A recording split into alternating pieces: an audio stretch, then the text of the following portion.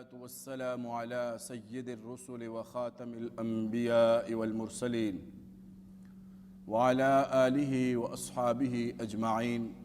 أما بعد، فأعوذ بالله من الشيطان الرجيم. بسم الله الرحمن الرحيم. قد أفلح من تزكى وذكر اسم ربه فصلى. صدق اللہ العظیم. قابل قدر سامعین محترم، آج کی گفتگو کا عنوان تزکیہ نفس، اس کی اہمیت اور معاشرے پر اس کے اثرات. سامعین محترم، یہ عنوان کس قدر اہمیت کا حامل ہے، اس کا اندازہ اس بات سے لگایا جا سکتا ہے کہ سیدنا ابراہیم علیہ السلام جب کعبۃ اللہ کی تعمیر سے فارغ ہوتے ہیں تو اللہ کے حضور جو دعا وہ فرما رہے ہوتے ہیں، اس دعا میں وہ یہ عرض کرتے ہیں، ربنا وابعث فیہم رسولا منہم، اے ہمارے رب میری اولاد میں سے ایسا رسول بھیج جو ان کے سامنے قرآن کریم کی آیات کو تلاوت کرے، ان کو کتاب و حکمت کی تعلیم دے اور ان کا تزکیہ کرے. یہ مضمون صرف اسی دعا میں مذکور نہیں ہے، بلکہ پھر اللہ رب العزت حضور خاتم الانبیاء حضور اکرم صلی اللہ علیہ وسلم کا جہاں بھی تذکرہ فرماتے ہیں، قرآن مقدس میں اس مضمون کی 4 آیات کے اندر اللہ رب العزت انہی فرائض منصبی کا ذکر فرماتے ہوئے حضور اقدس صلی اللہ علیہ وسلم کی بعثت کا مقصد بیان فرماتے ہیں. سورہ آل عمران کے اندر، سورہ جمعہ کے اندر، سورہ بقرہ کے اندر، اس کے علاوہ ایک اور مقام پر بھی اللہ رب العزت حضور اقدس صلی اللہ علیہ وسلم کے مقاصد بعثت کو ذکر فرماتے ہیں تو اس میں تزکیہ نفس کو لازمی طور پر ذکر فرماتے ہیں. اور اگر دیکھا جائے تو جو دوسرے 2 مقاصد بعثت ان آیات میں مذکور ہیں، تلاوت آیات اور تعلیم کتاب و حکمت، اگر توجہ کی جائے اور غور کیا جائے تو وہ دونوں بھی بنیادی طور پر تزکیہ نفس کے لیے ہی ہے کہ قرآن کریم کی آیات کی تلاوت اور کتاب و حکمت کی تعلیم سے مقصد کیا ہے کہ انسان کا تزکیہ کیا جائے، اس کے نفس کو پاک کیا جائے. اور یہ صرف حضور اقدس صلی اللہ علیہ وسلم کے مقاصد بعثت میں نہیں، بلکہ پہلے انبیاء کے جو واقعات ہیں ان میں حضرت موسیٰ علیہ السلام کو جب اللہ رب العزت فرعون کی طرف دعوت کی نیت سے بھیج رہے ہیں تو اللہ رب العزت فرماتے ہیں اذهب الى فرعون انه طغى فقل هل لك الى ان تزكى، جائیے فرعون کے پاس، اس نے سرکشی کی ہے، آپ اس سے کہیے کیا ہے تجھے رغبت اس طرف کہ تجھے پاک کیا جائے، تیرا تزکیہ کیا جائے. سامعین محترم، انسان جنت سے آیا ہے اور اس نے واپس جنت میں جانا ہے. کامیابی یہی ہے کہ اگر ایک انسان دنیا سے خیر و عافیت کے ساتھ واپس جنت پہنچ جائے. جنت میں جانے کے لیے بھی قرآن مقدس میں اللہ رب العزت ایک مقام پہ فرماتے ہیں کہ یہ جنات اور یہ باغات کس کے لیے ہیں.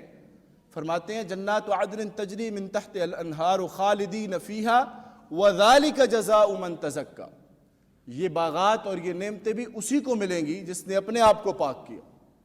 یہ اتنی اہمیت کا حامل موضوع ہے. پھر قرآن مقدس میں اللہ رب العزت نے جا بجا مختلف مضامین کے اندر قسموں کا ذکر فرمایا ہے، لیکن کسی بھی مقام پر 7 قسموں کا ذکر اکٹھا نہیں ہے سوائے اس مضمون کے. سورہ شمس کے اندر اللہ رب العزت 7 قسمیں کھا کر یہ مضمون بیان فرماتے ہیں، وَنَفْسٍ وَمَا سَوَّاهَا فَأَلْهَمَهَا فُجُورَهَا وَتَقْوَاهَا، اور پھر فرمایا قَدْ أَفْلَحَ مَنْ زَكَّاهَا، کامیاب وہ ہوگا جس نے اپنے نفس کو پاک کیا. سامعین محترم، قرآنی آیات کے اندر اس مضمون کی اہمیت کتنی ہے اس کا ایک ہلکا سا اشارہ میں نے یہاں عرض کیا چند آیات کی روشنی میں۔ حضور اقدس صلی اللہ علیہ وسلم آپ کی احادیث مبارکہ میں ایک دعا بڑی کثرت سے منقول ہے، کئی کتب کے اندر یہ دعا مذکور ہے، باوجود اس کے کہ حضور اقدس صلی اللہ علیہ وسلم کا تزکیہ خود رب کریم نے کیا، لیکن پھر بھی آپ کی دعا میں یہ بات ملتی ہے کہ آپ اپنے رب سے یہ دعا کرتے ہیں، اللہم آت نفسی تقواہا وزکیہا انت خیر من زکاہا، اے اللہ میرے نفس کو پاک کر اور تو بہترین پاک کرنے والا۔ بنیادی طور پر امت کی تعلیم کے لیے ہے۔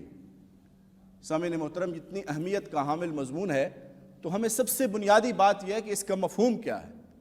تزکیہ کا مفہوم لغوی بحث کے اندر اگر جائے انسان تو صرف اتنا ہے پاک کرنا، پاک ہونا، ستھرا کرنا، لیکن اصطلاحی مفہوم کے اندر اگر انسان غور کرے اور اصطلاح شرع کے اندر اس کی کیا تشریح ہے اور کیا مفہوم ہے، اس میں یہ ہے کہ انسان اپنے آپ کو اللہ کی حرام کردہ چیزیں، یاد رکھیے گا وہ حرام کردہ چیزیں اللہ کے حقوق سے متعلق بھی ہو سکتی ہیں، حقوق العباد سے متعلق بھی ہو سکتی ہیں۔ ہماری گفتگو کا دوسرا حصہ معاشرے کا ہے، اس پہ بھی بات کرنی ہے۔ پہلے اس مضمون کی حیثیت اور اہمیت واضح ہو جائے تو اس حیثیت سے کہ انسان اپنے آپ کو، اس نے اپنے نفس کو پاک کرنا ہے، اپنے نفس کا تزکیہ کرنا ہے، بنیادی بات یہ ہے۔ حدیث پاک میں بھی یہی بات سکھائی گئی، قرآنی آیات کے اندر بھی یہی ہے، اور مفہوم کیا ہے کہ انسان اللہ کی حرام کردہ چیزوں سے اپنے آپ کو بچا لے اور اس کے بعد اللہ کی حلال کردہ چیزوں کے اندر پیش قدمی کے ساتھ آگے بڑھے اور ایک عزم کے ساتھ، ایک ارادے کے ساتھ اس طرف متوجہ ہو جائے۔ یہ ہے تزکیہ کا مفہوم۔ سامعین محترم، تزکیہ کا ایک مفہوم جو ہمیں سمجھ آتا ہے وہ یہ ہے کہ اللہ کی عبادت میں انسان راغب ہو اس کی طرف اور اس میں لگا رہے، ہر وقت اللہ کی یاد میں رہے اور اللہ کے ذکر کو اپنا معمول بنائے۔ اور اس کے جو طریقے بتائے گئے تزکیہ کے، ان میں سے سب سے پہلی بات یہ ہے کہ انسان اپنے آپ کو آگاہ کرے اس کی حیثیت سے، اس کی اہمیت سے۔ اس کے بعد اپنی سابقہ زندگی پر توبہ کر کے آئندہ کے لیے اپنے نفس کو پاک کرنے کی نیت کرے، عزم کرے، اور اس کے بعد اللہ رب العزت کے حضور دعائیں کرے جس طرح حضور نے سکھایا، اور اس کے بعد پھر کچھ اعمال جو شریعت نے ہمیں سکھائے ہیں ان کا اہتمام کرے۔ مثال کے طور پر نماز ہے، یہ نماز سب سے بڑا تزکیہ کا ذریعہ ہے۔ اس کے بعد صدقہ ہے، قرآن کہتا ہے صدقہ سب سے بڑا تزکیہ کا ذریعہ ہے۔ تو اس طریقے سے یہ سارے امور جو ہیں یہ بنیادی طور پر تزکیہ کا ذریعہ ہے۔ سامعین محترم، انفرادی حیثیت میں ایک انسان ان امور کے ذریعے سے اور ان کو سر انجام دینے کے ذریعے سے اپنا تزکیہ کر سکتا ہے، لیکن ایک انسان کے تزکیے کا معاشرے پہ کیا اثر پڑتا ہے، یہ ہے وہ بنیادی سوال جو ہماری گفتگو کا دوسرا حصہ ہے۔ یاد رکھیے گا، کوئی بھی انسان اکیلا زندگی نہیں بسر کر سکتا، اس کے ساتھ اس کا سماج ہے، اس کے والدین ہیں، اس کی اولاد ہے، اس کا کنبہ ہے، اس کا خاندان ہے، اس کا قبیلہ ہے، اور اس کے رشتہ دار ہیں، اس کی سوسائٹی ہے، اس کی ریاست ہے، وہ ساری چیزیں اس سے وابستہ ہیں۔ ایک انسان کا ان کے ساتھ کیا تعامل ہونا چاہیے؟ تزکیہ نفس کرانے کی صورت میں یا تزکیہ ہو جانے کی صورت میں انسان اپنے متعلقین کے ساتھ کس طرح اس کا برتاؤ اور تعامل ہو۔ سب سے پہلی بات یہ ہے کہ انسان کبھی بھی اپنے معاشرے سے لا تعلق نہیں رہ سکتا۔ یہ نہیں ممکن کہ وہ اکیلا ہی ساری زندگی گزار لے۔ اس کو لوگوں کے ساتھ ایسی نسبت سے بھی تعلق ہے کہ اس کو ضرورت ہے دوسروں کی، اس اعتبار سے بھی تعلق ہے کہ لوگوں کو اس کی ضرورت ہے۔ تو ان تمام حیثیتوں میں انسان کس طریقے کا تعامل کرے اپنے ارد گرد اور اپنے متعلقین کے ساتھ، یہ بنیادی بات ہے۔ مثال کے طور پر حدیث پاک میں یہ بات سکھائی گئی کہ ایک آدمی اگر کسی معاشرے میں رہتا ہے تو وہ ایسا نہ ہو کہ بس ٹھیک ہے میری زندگی ٹھیک گزر رہی ہے، میں اپنے معمولات سے کے اندر جو ہے وہ بڑا ہی پابند ہوں اپنے امور کا، ارد گرد کیا ہو رہا ہے اس کا مجھے کوئی لینا دینا نہیں۔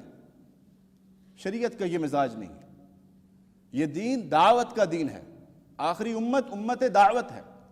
اس نے اس بات کا اہتمام بھی کرنا ہے کہ اچھے امور کو خود سر انجام دے، برے کاموں سے اپنے آپ کو بچائے، اور اس بات کا بھی اہتمام کرنا ہے کہ یہ ساری باتیں جن کا اوپر یہ خود عمل کر رہا ہے، جن سے یہ خود بچ رہا ہے، اس بات کی فکر کرے کہ اس کے ارد گرد جو لوگ ہیں جن کا اس کے ساتھ تعلق ہے اور وابستگی ہے، وہ بھی ان امور کو سر انجام دینے والے اور ان برائیوں سے بچنے والے بن جائیں۔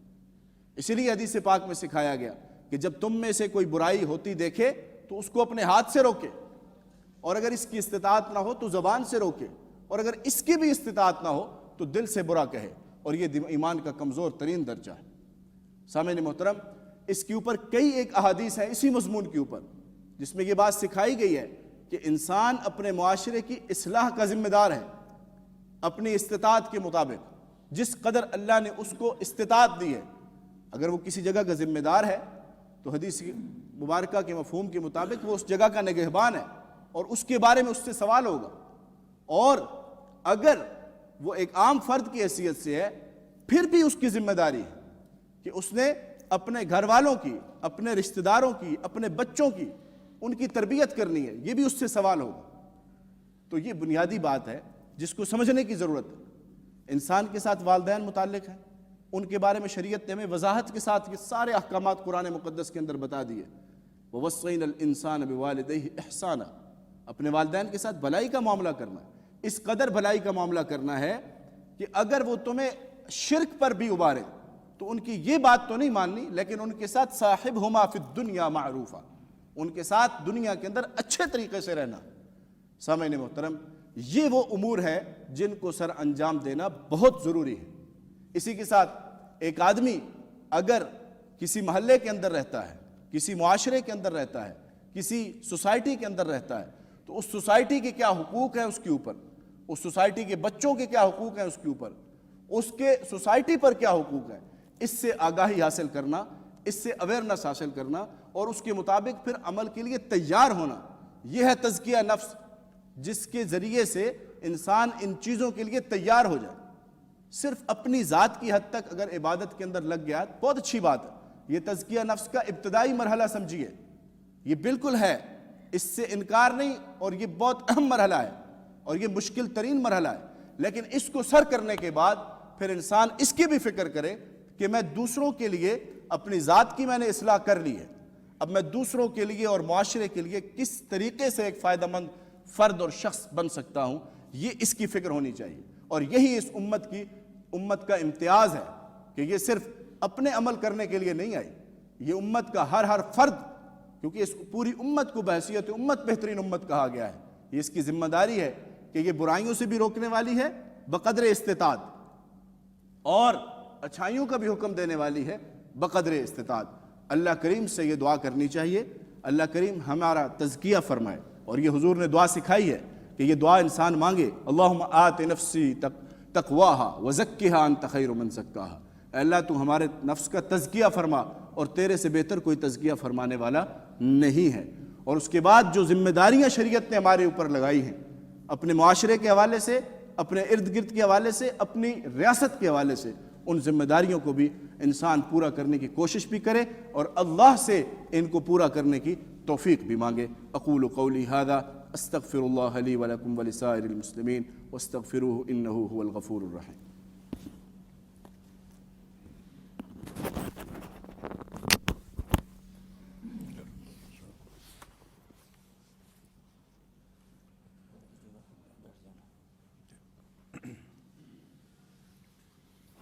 السلام علیکم ورحمۃ اللہ وبرکاتہ۔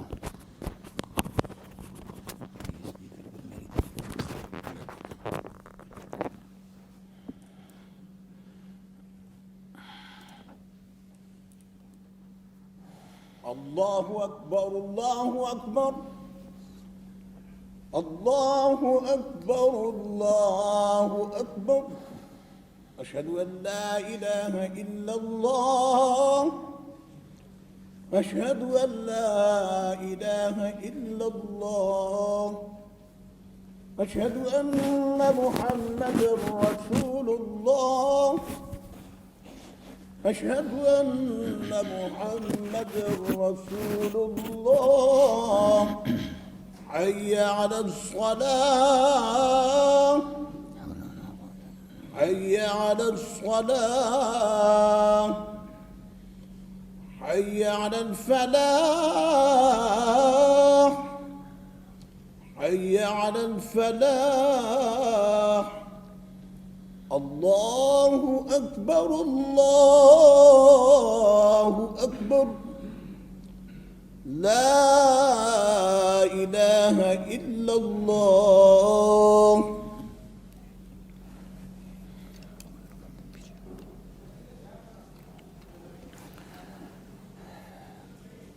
الحمد لله رب العالمين، والصلاة والسلام على أشرف الأنبياء والمرسلين، وعلى آله وأصحابه ومن تبعهم بإحسان إلى يوم الدين. أما بعد، فيا عباد الله،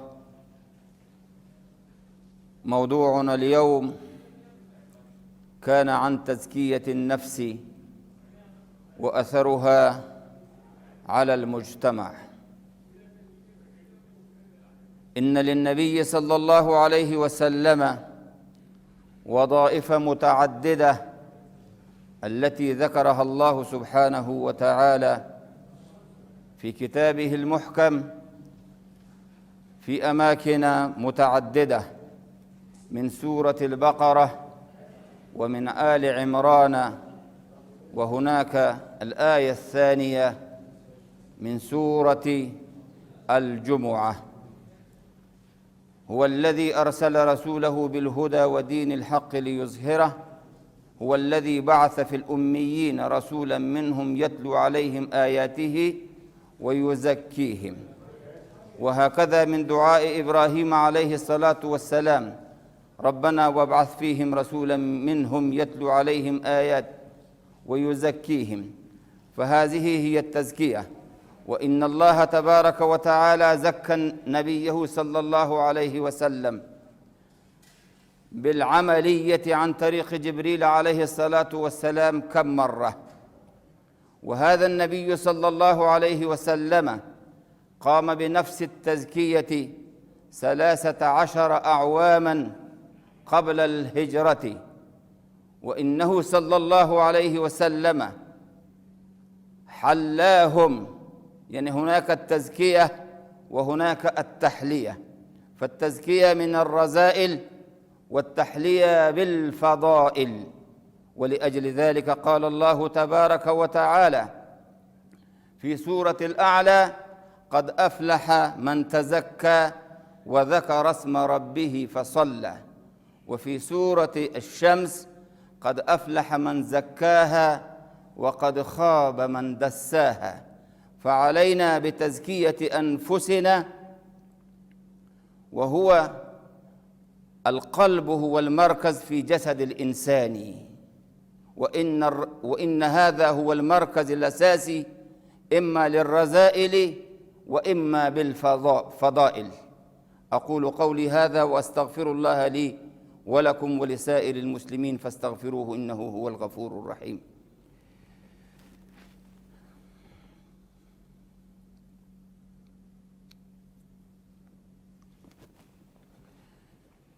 الحمد لله نحمده ونستعينه ونستغفره، وأشهد أن لا إله إلا الله وحده لا شريك له، وأشهد أن سيدنا ومولانا محمدًا عبده ورسوله. عباد الله، من زكى نفسه فإنه أمن الخلق جميعاً والمجتمع الإنساني بالكامل من إساءته إليهم. يقول النبي صلى الله عليه وسلم في حديث ما معناه: لا يؤمن من لا يأمن جاره بوائقه. وهكذا إن النبي صلى الله عليه وسلم قال: رحم الله رجلا سمحا إذا باع وإذا اشترى وإذا اقتضى. وهكذا من أدعية النبي صلى الله عليه وسلم كان يقول في نفس اقتراف السيئات: وأن أقترف على نفسي سيئة، أو توجيه الإساءة إلى الآخرين.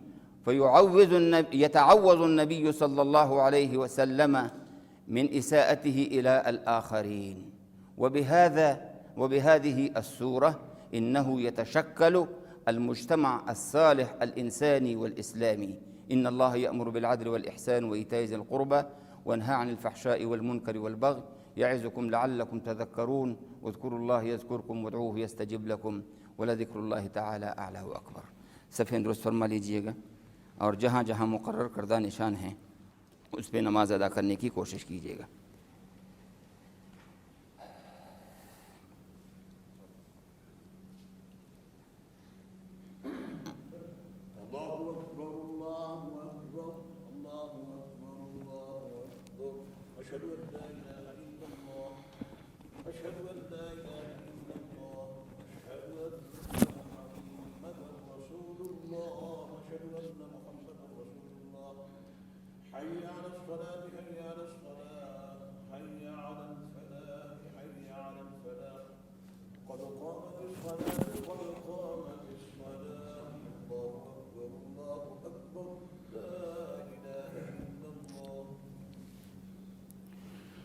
اللہ اکبر۔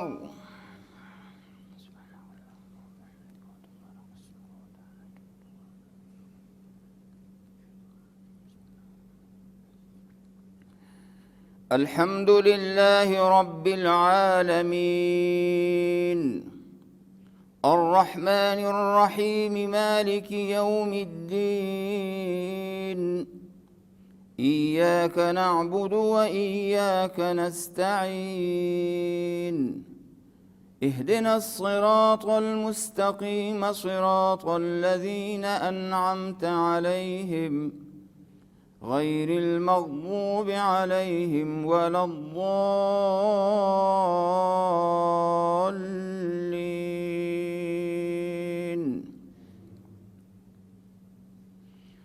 قد أفلح من تزكى وذكر اسم ربه فصلى بل تؤثرون الحياة الدنيا والآخرة خير وأبقى إن هذا لفي الصحف الأولى صحف إبراهيم وموسى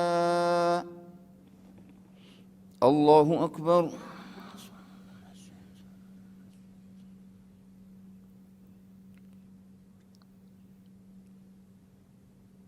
سمع الله لمن حمده الله أكبر۔